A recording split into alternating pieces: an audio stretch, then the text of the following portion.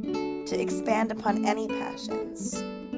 So it can help children keep their brains strong, improve their writing, but it also can help them become creative and strong. It will help them as they are going ahead in college and in the workplace.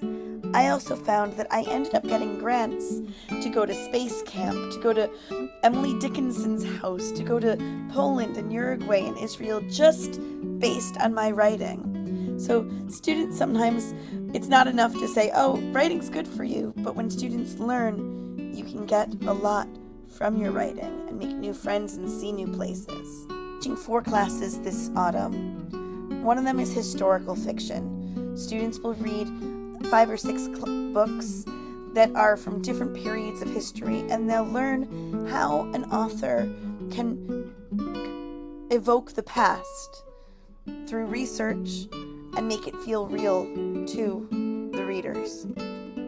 We'll also learn about those periods of history, and then imagine how people will write about our time period of history in the future.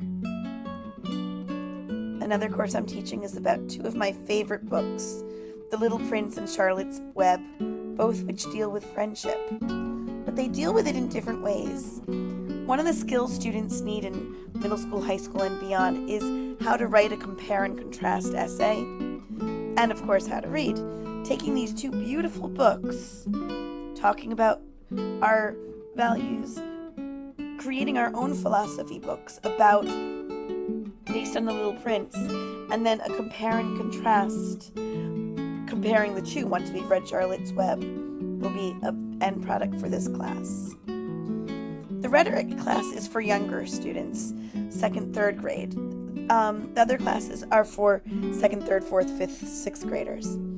The Rhetoric class talks about different kinds of sentences and how we can spice up our writing through using different kinds of sentences, and it'll help us understand our own reading. It'll also help us understand grammar a lot.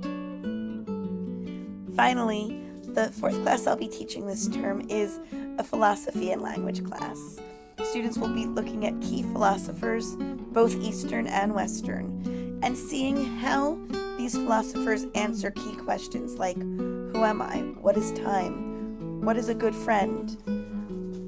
And seeing how they've been answered over time, and then again, writing our own view of what we believe. It becomes a great time capsule for the kids to look at in the future.